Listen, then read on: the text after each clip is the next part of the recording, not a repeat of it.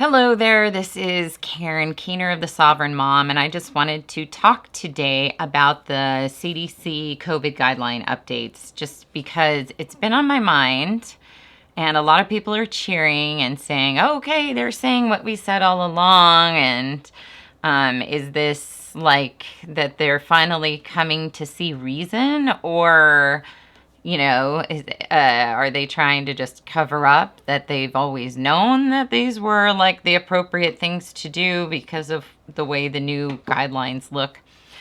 I have a different take on it completely, I think, from what most people are saying about it. And you'll just have to see if you think that you agree with me. I'm going to go back to what happened with polio. So right before the polio vaccine was released, we saw polio numbers shoot up. And it was like there wasn't like like people assume wrongfully that polio for many, many years, decades, centuries, was always this horrible thing that caused to cripple people and forever before the vaccine. But that's not the case. It was a kind of an outbreak and a spike in this strange poliomyelitis that they believed it was poliomyelitis that was causing all these crippling events. And then come to find out that there were different techniques used, drugs used in birth and medication in birth that caused a certain amount of deformities. There were more heavy metals, poisoning going on. And if you watch, Susanna Humphreys got a whole like 3-hour thing on like polio and was it what we thought it was and stuff. And it's a fantastic breakdown of all of the things that happened prior to. So we were spraying kids directly. I don't know if you know this, but it would say with what was it? It was the pesticide that DDT. DDT, these vans would come around and it would say DDT is good for me, and it had this cute little kid on it. And these guys would go around and they would spray your yard, and they would literally spray it on children and in swimsuits. And I think the picture was like a kid getting sprayed with like a bathing suit on, but they would go to beaches and they would spray people off at the beaches. And the funny thing is now you have people that are like pro DDT that are like, well, nobody was, we didn't believe in spraying it on our bodies, but in fact they did. They were doing exactly that. That was the problem with DDT, is that people were getting tons of it. And then if there were farmers that were working in farms that were heavily sprayed already, they found that, like, especially almond growers that seem to use the most DDT, that they would find these kids that were stricken with this polio-like illness that caused these deformities and issues, that were the children of a lot of these farmers that were the most heavily sprayed. And so what ended up happening is they released a vaccine. After this spike, they released a vaccine. They stopped spraying children and families with DDT. They gradually took DDT off the market. They stopped using a lot of these things in birth that were causing deformities. These different birth medications that they were using on pregnant women in labor. So they stopped using these particular drugs in labor that caused a lot of deformities. And then on top of that, they redefined clinically what they had, very specific testing for polio, and they renamed a lot of the polio disease that was remaining acute flaccid myelitis and different poliomyelitis diseases that had different categorization than the one that they were vaccinating for. The other thing that happened was at the beginning, when the vaccine was first released, there was a whole Cutter incident where a lot of people were put on iron lungs from the vaccine, first testing of the vaccine itself. So I want to just like put this out there as like a kind of a premise of historically what's happened with vaccines and medications. And then they claimed that polio was eradicated by the vaccine. And so what we saw, though, was really all these other things that were misdiagnosed as polio were re-diagnosed as what they really were, so that those cases of people ended ended up going up while polio seemingly came down, and then getting all these things off the market that were causing all of these deformities and stuff. And then polio went back to being a disease that was mostly like a sickness that didn't always plague people with crippling paralysis, yada yada yada. So, and interesting that then we had the vaccine, then we just didn't need the vaccine anymore. And then in other countries where they didn't have the vaccine, say in like India, there's all kinds of lawsuits going on. So I can't say like for certain that the vaccine is causing the crippling. However, they have said at different points through history that every diagnosed case of polio is a lab strain or a vaccine strain of the polio, which means that it has come from like a shedding of the vaccinated people getting this live virus vaccine or different vaccines and shedding them and having or getting polio from the vaccine if they had like low immunity or something.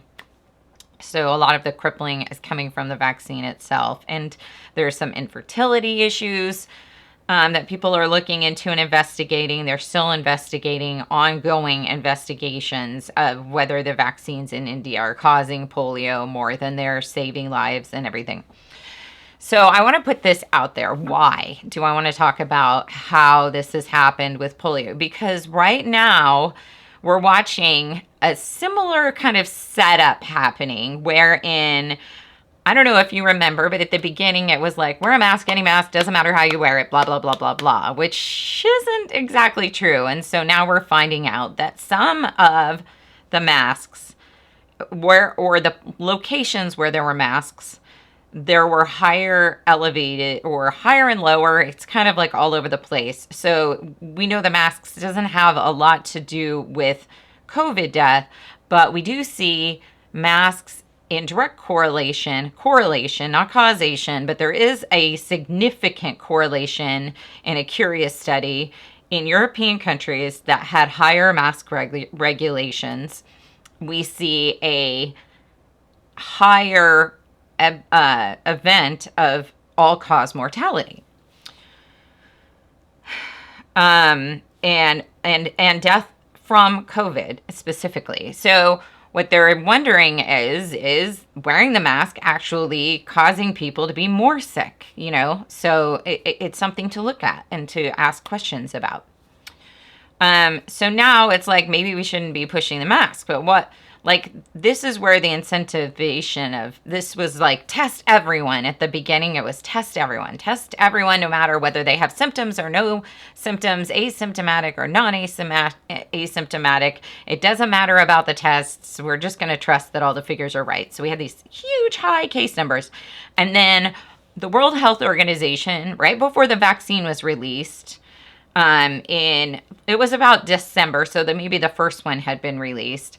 In December of 2020, the World Health Organization and the FDA and the CDC got on board with making a recommendation that the tests for the PCR test was set to below 40 cycles because the testing of this amplification of over 40 cycles was said by Fauci and a gazillion other people. There's all kinds of evidence of this. You can look it up. Please do.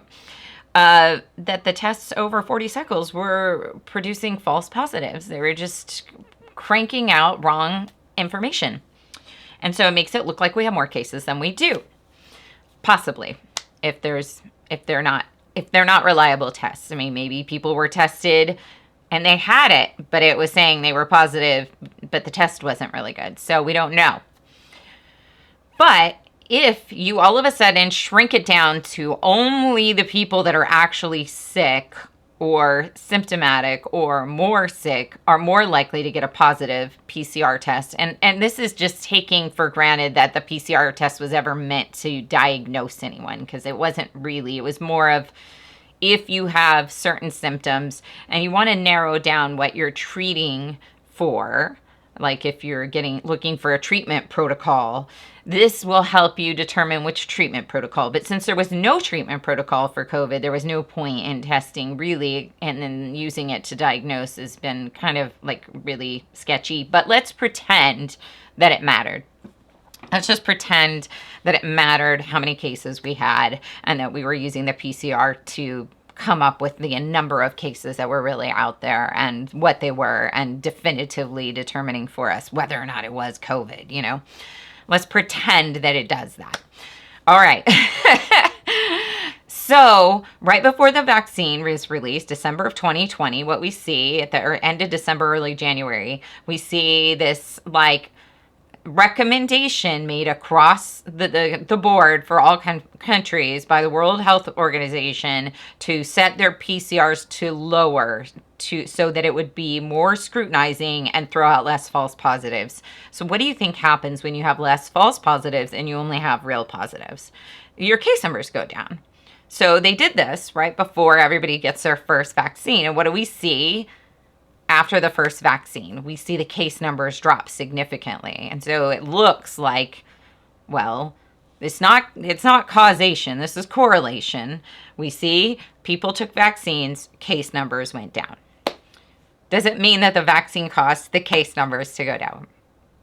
Then we also have like the unvaccinated. They also made all these different rules where only the vaccinated could be admitted to the hospital without having another COVID test. So they're only tests, and you're only tested if you've been vaccinated on, like, if you have certain symptoms, specific symptoms, and if it's and you weren't vaccinated recently. So they weren't going to test you if you were just vaccinated within the first like 2 weeks or 3 weeks or whatever. So they're purposely not testing a whole bunch of people that might have had COVID symptoms and might have had COVID, if you buy into the whole janky thing. Okay, why does this matter now? So what we saw is that they're changing requirements right before a vaccine is released. And so it appears through correlation that the vaccine created this reduction in case numbers. Now we see case numbers kind of going up and fluctuating and going all over the place because people that have been vaccinated are now getting, so it looks like a surge because people are vaccinated are now getting diagnosed. Not one time, not 2 times, 3 times, 4 times. We're getting a lot of diagnoses now, more of COVID. Right? Because all the vaccinated are now getting diagnosed with COVID, even though they had their vaccine, and we're like, okay, maybe the vaccine's not working. Well, why would they want to say that maybe the vaccine's not working and they need a treatment? Because they came up with one. They've got Paxlovids coming on the market. They want people to start taking Paxlovid. So what are they going to do to make it look like Paxlovid is working? Well, if they've got studies over here showing a strong correlation that needs investigation of whether or not the masks are creating some of the illness and some more hospitalizations and more deaths from COVID and without COVID. You following me? Okay, so you've got all of this. Why not remove the masks so that people can start breathing fresh air, expelling toxins, and letting the air purify what is in there, coming out of their bodies, the sunlight, the air, purifying what they're expelling and excreting from their bodies so that they're no longer getting symptoms and whatever. So is there a possibility that getting rid of the masks will then reduce the symptoms? But is it going to look like the masks did it? Or is it going to look like Paxlovid did it? So now we're going to let people go back. The other thing they were doing is they were scaring people to death, literally. So now they're going to be like, it saves lives, you know. They also don't want like this, the all-cause mortality numbers since the vaccine have just been going, you know. So how do we get those down? We can get some of them down. We can reduce some of it by stopping this fear-mongering campaign that is literally scaring people to death, not just to like with suicides and all these other things, but all this fear-mongering that's going on. So anyway, I just wanted to come on and make a live and point out that even though these CDC guidelines look like they're changing and that they're just appealing to the common sense and to what we've already known, is it really that? Or is it that they're changing things and shifting them in such a way to manufacture a correlation, false correlation between the efficacy and effectiveness of Paxlovid, and to make it look like the all-cause mortality numbers are coming down or artificially that might be linked to vaccination because they're increasing so high that they need like some kind of way to like balance things out. And if scaring people to death is creating some of the mortality, that getting rid of that will make the all-cause mortality numbers drop, and then we can say, okay, maybe it's not the vaccines, you know. Um, and so I just wanted to put this out there because it's like kind of a crazy time and there's a lot going on. And I know a lot of people are like, yay, they're taking off all of these things. I don't think for a minute that it means that they believe that control mechanisms are not the best way to handle situations. Like, these people thrive on controlling us. So they're not all of a sudden seeing the light and being like, oh, yay, we're less controlling because it's the right way to be and it's healthier and it's this, that. No, they have a bigger agenda at hand, I believe. And when you look at the history of polio and how people believe that because of these correlations of all these other things being stripped away that they say are not responsible for the reduction of polio, they have the correlation that the vaccines came into the picture, and they're insisting that that is what saved lives and reduced polio, which is also a correlation. You know, the irony of correlation doesn't equal causation unless it's a vaccine. And then when deaths come down and vaccination uptake goes up, we call it causation. And we don't even think about it. We don't question all the other things that changed, all these other things that we created and we dynamically used to destroy your lives and the economy and all these other terrible things. We're just going to be like, now we can go back to normal because you all obeyed and you were obedient and you put on the mask and you got the shot and you did what you were told. And so some of it's like the control, to say the control was working, even though we can see that it wasn't really. And they're just not and they don't have the news talking 24/7 about people hospitalized with COVID anymore to inflate the idea in people's minds that maybe these cases are going down. Except for now it's back to school. They want you to get your kids vaccinated. And so la-di-da.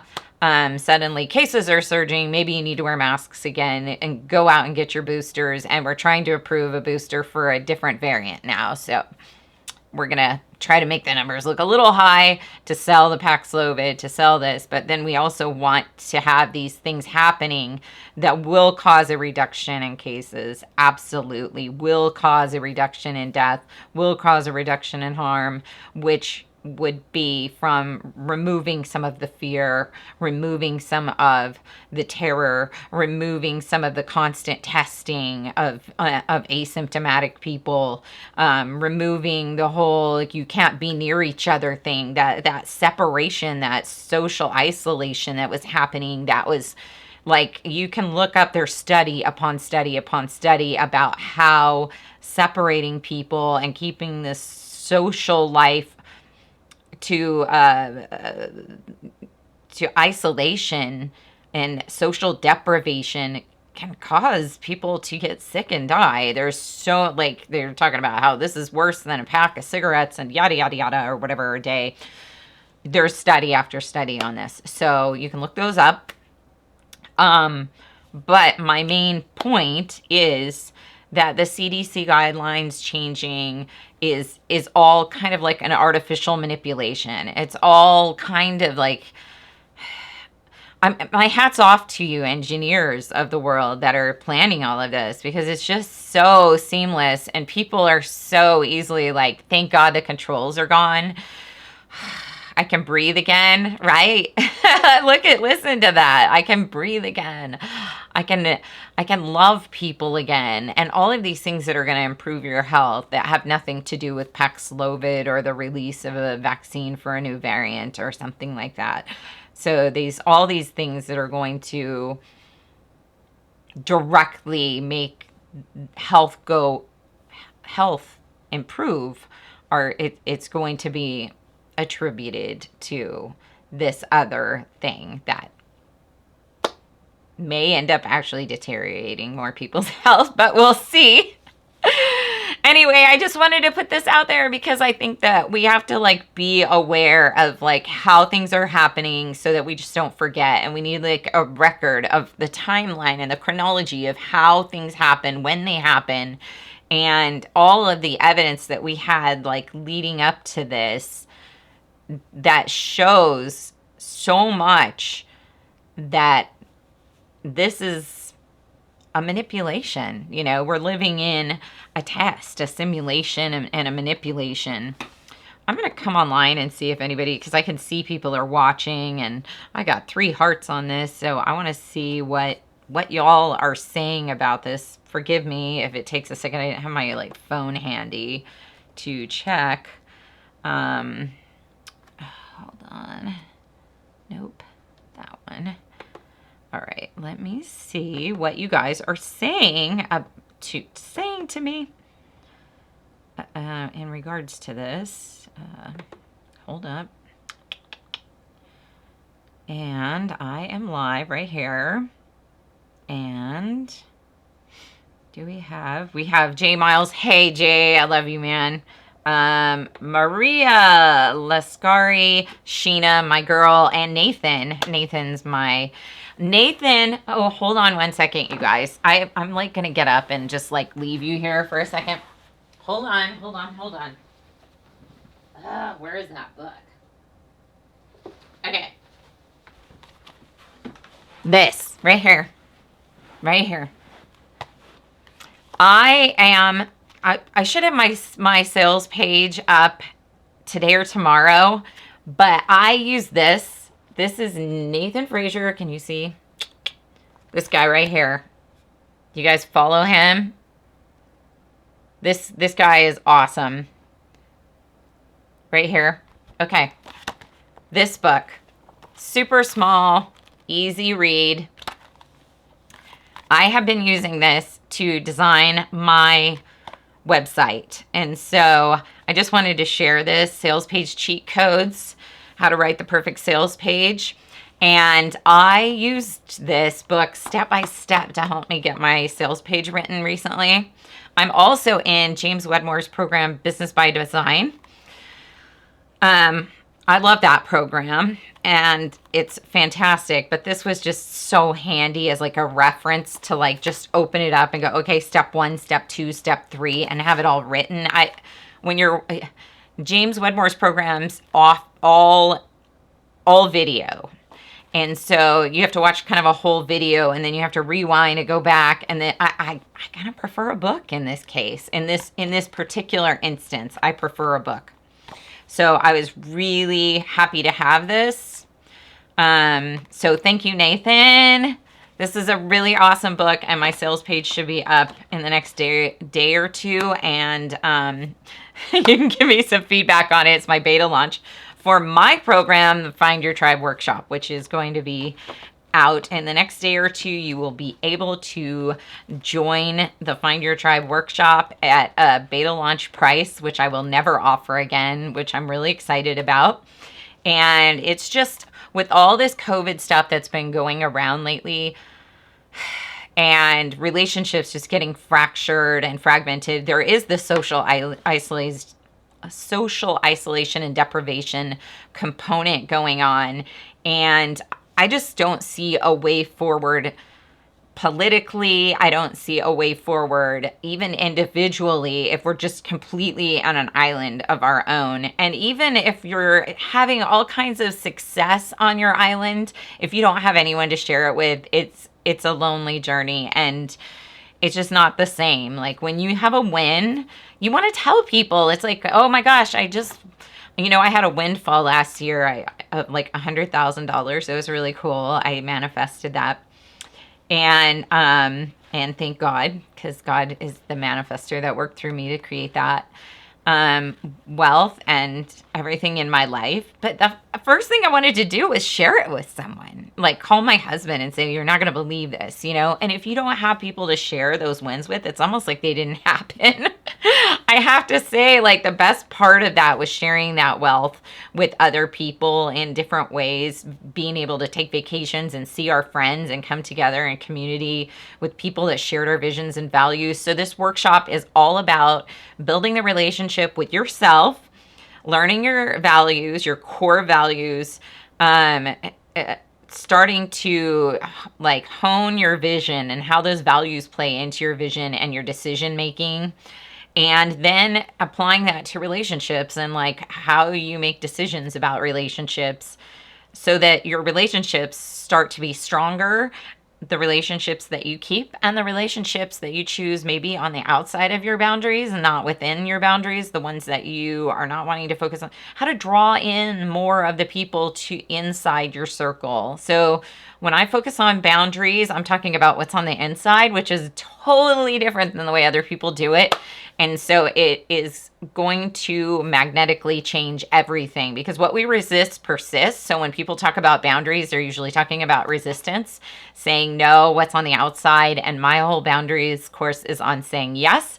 And what's on the inside of your boundaries, what you want more of in your life, what you want to expand. We want these boundaries not getting smaller and smaller and, you know, tightening you in like you're on an island. We want the boundaries to be like a, you know, an ever expanding water balloon that just keeps getting bigger and better. So anyway, my sales page is coming out tomorrow. I used this to create it. So when you see my sales page, if you love it, this is what I used as my little cheat sheet for, it is called that, cheat codes.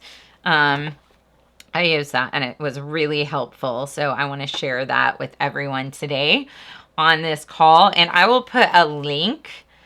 I have like an Amazon thing, so I'm going to put an Amazon link for you guys to buy this book. It's like one of the number one, I think he said it's the number one bestseller on Amazon for certain whatever already. So congratulations, Nathan. And, you know, more love to you, more sales to you. Hopefully it keeps your influence and your magical way of looking at the world continues to grow and expand, and create more of these kinds of people that are enriching people's lives and making everybody have a better time.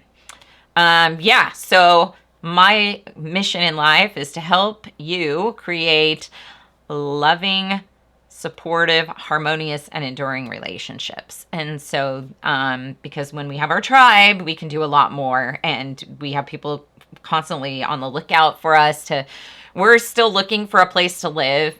And we were talking last night, Aaron and I, about having to find maybe possibly a temporary situation for the winter. And I was like, man, how is that going to happen? Because there's just like nothing out there for rent in our price range right now, let alone to like say, will you do month to month, you know? So it was like, sheesh, what are we going to do?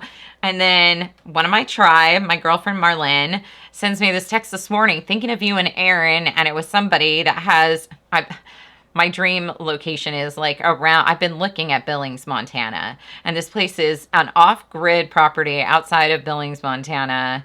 It's got like, it's got a 100+ acre farm, but it's going to be in snow most of the time we're there. However, it has like,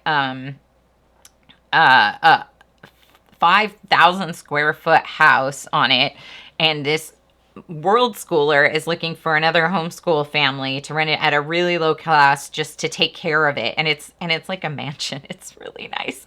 It looks like, okay, I just made this vision board for where I want to be living. It looks like one of these types of houses, you know, like one of these like wood, this looks like the kitchen in that house right there. That's what I wanted. I wanted a kitchen with windows like this. It almost looks just like that. So, and that's on my vision board, you know, like all of this. See this? this kind of like, and that scenery, whatever, this is what it looks like, and that's what I've been envisioning, and that's this house. So it could work out for us. This or something infinitely and conceivably better is what I always say. Anyway, so I just wanted to say that when you have your tribe, they're looking out for you. They know what your vision is, and they're like, I see that, and I know that's Karen's vision. I know exactly what Karen's vision is because I've seen it on her vision board, because she shares her vision board with us when she makes one, and da-da-da-da-da. So we want to share our visions and our values with each other. There's this whole like mysticism around, don't share share it with people that are in your tribe. Absolutely. Because they're rooting for you. Don't share it with people that are like the naysayers and the poo-pooers and the doubty doubters and Debbie doubters or whatever they are. But definitely find your tribe and share your vision and your values with those people. So we're going to be doing a workshop. It's 3 days. It is September 2nd, 3rd, and 4th. It's a Friday, Saturday, Sunday. We're going to do it those evenings, September 2nd, 3rd, and 4th. It's going to be like a live workshop. I haven't figured out if I'm going to do it in the Facebook group on Ecamm Live, or if I'm going to do it via Zoom. I have both options, or if I can figure out how to do Ecamm Live on Zoom between now and then. But it's going to be a workshop. It's going to be about an hour and a half each night that we're going to like really work on doing different exercises and fun. It's just going to be play. It's going to be playing with your tribe, okay? And everyone that contributes and joins is going to feel a sense of tribalism just by the fact that we share the common values of wanting to improve ourselves and our relationships through learning more about ourselves and being more uniquely and authentically ourselves, even in ways that seem odd, weird, scary, not misfit. You're going to find the fit for your misfit. So what you always thought was weird and offensive, we're going to take that and amplify it and make it amazing. And so I can't wait to share with you guys how we're going to do this in this fun, playful atmosphere. And yeah, so that is launching in the next day or two. And I'm super excited. Buy this book if you're creating a sales page. And don't trust the CDC for shit. Don't think, oh, yay, the CDC did this. Thank God, it's saving my life. Make your own rules. Live your life based on your own morals and everything. That's like the fundamental lesson for today, is to make your own rules, live by your own rules. And figure out how to use and exploit every loophole and exemption and anything that you can within the social structure, and educate the people around you as to what's going on. Like, constantly be talking to people. One of my mentors, I would say, in this arena is Tina Marie. She runs LearnTheRisk.org, and you can donate to them, but everywhere she goes, she talks to people and she educates them about how the risks of vaccines and the benefits of health and nutrition and taking care of your body. And she's just a living example of that. She looks radiant and beautiful, and she's having a happy, wonderful life, and she has a great tribe around her as well. And I consider her part of my tribe. And so I really love that organization. I'll actually put a link to that in the comments as well. But I just want to say, like, she doesn't live her life based on CDC guidelines, and I don't think anybody should. Like, really, this may be dangerous misinformation, but their guidelines change a lot. I don't know if you've noticed that, and drastically. And the guidelines they have today are the guidelines that I have been living based on my own intuition for a long time, and I've stayed healthy. We've had a lot more sickness, I would say, in our household this year. Actually the last 2 years, but I don't think you can catch COVID as many times as we've been sick. So, if there is COVID, I'm not gonna say one way or the other about that. But my point is, the point is that we have been living in a house that has afforded us a wonderful opportunity to have chickens and to be able to farm and garden in our backyard and to really like learn a lot of hard lessons about soil quality and expanding your life and homesteading that have taught me more about when we create our own homestead, making sure we live in a place with fertile soil that we're not going to have to like work our asses off to build up. If we really want to like hit the ground running to pick a property that has really good soil and really, you know, we're not going to be like dependent on a water system that's hooked up to something where they just shut you off and tell you you can't water anymore and cut the water supply off and you're screwed. So things like that, like where we really are more reliant on ourselves and more able to be reliant on ourselves. So we've learned a lot living here. However, I want to say that our yard, and many of you know this, is backed up to an oil refinery. They say if you live within 30 miles of an oil refinery, your chances of cancer like just go through the roof. We live on top of an oil refinery, almost literally. Literally, our backyard is owned by the refinery. The fence right behind our back fence is owned by the oil refinery. And they keep their oil tanks right there in that field behind our house. And the refinery is right there. And every Friday at noonish, they have like a emergency fire alarm test. And with my windows closed and everything, it's so close that I can hear their emergency test system for their fire alarms. Like the whole neighborhood, you can hear it in our whole neighborhood because we're there. We're literally on a refinery. And so watching our health over the last 2 years get really bad and just feeling like, what am I doing wrong? And having all these people with great suggestions. Thank you. And I'm sure it's helping us to practice all these things to keep our bodies healthy despite this like ongoing onslaught of stuff that's happening with where we live, the environmental impact, and not being able to detox it enough quickly enough. 1 or 2 days a week we could be downwind, maybe more sometimes. We could be downwind and you can smell the fumes that smells like, you know, when you're at a gas station and you accidentally drip some and you're like smelling it all day, like, I've washed my hands like 5 times and I still smell gasoline all over. Well, our air smells like a gas leak or a gas spill in the whole neighborhood, like in my backyard, in my garden with my chickens, and I'm eating those eggs from my chickens that are in this weird place that's not the most healthy. And so we are very much looking for, even though we're moving at the end, it's just like, where are we gonna move? What are we gonna do? We're really looking forward to this move because we really needed it for our health, for our family's health. And so it's not too soon. It's a very good thing. Couldn't come quick enough for me personally. All right, let me see. Oh, I do have a comment. I have Miss Tuesday, Manifestation Magician. Thank you, Tuesday.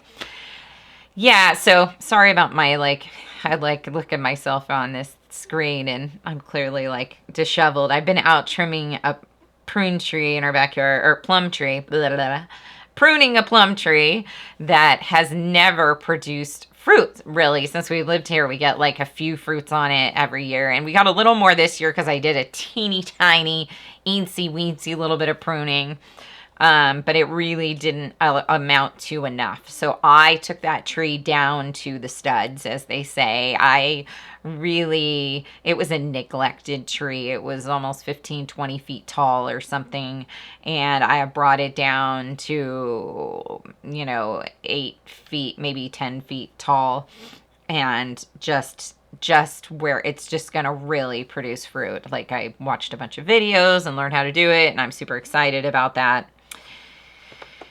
Yes, it says 3 comments and I'm only seeing 2. Hold on 1 second. Let's see what's going on here. You know how they have that stupid new thing now where your comments are what's the new deal? Most relevant, most recent.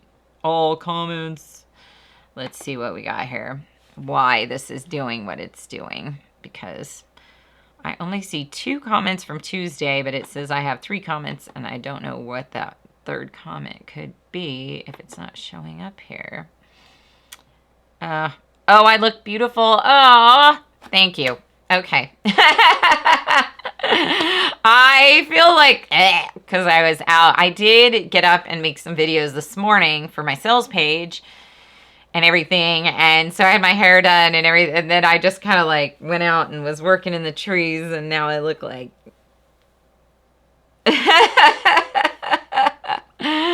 kind of crazy woman right now because everything was gardening focused. But I did want to come in and talk about the CDC guidelines shifting and what that really could mean. What I think that really means. What personally I believe it means for you, which should be nothing. It should mean nothing to you, but if it does, it should mean that it's more shenanigans, and you should know that, like what kind of shenanigans are going on.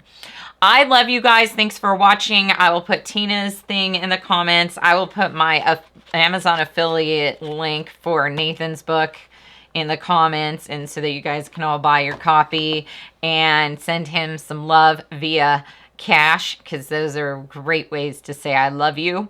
And then be on the lookout for that workshop coming up tomorrow, because again, it's not going to cost too much. It's going to be really inexpensive. That's my way of saying I love you, but it will be an investment, a small investment, I think, for what you're getting out of it. And that's your way to say you love me. So cash is the best way to say I love you right now.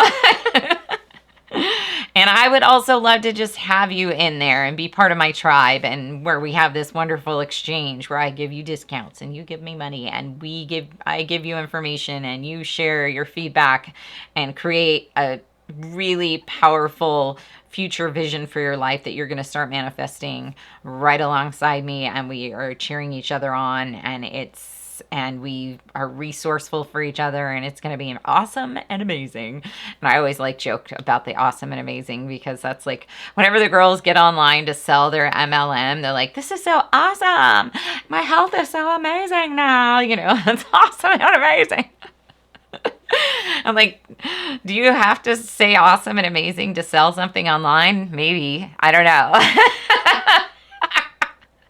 So whenever I say this is going to be amazing, I kind of laugh at myself because it's funny.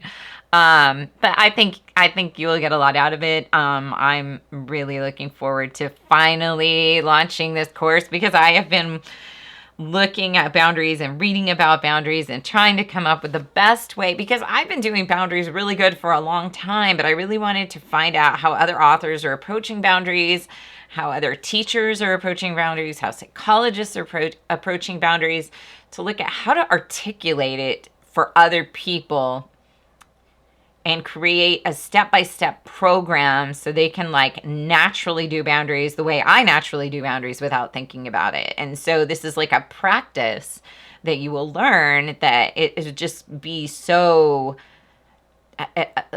effortless for you. And that's the plan. The plan is to create effortless focus on boundaries, on an inward focus on boundaries, so that you are investing your time in what really lights you up. So love you guys, and look for my sales page tomorrow, and I will have all those links in the comments below. Thanks for watching, and have a lovely week.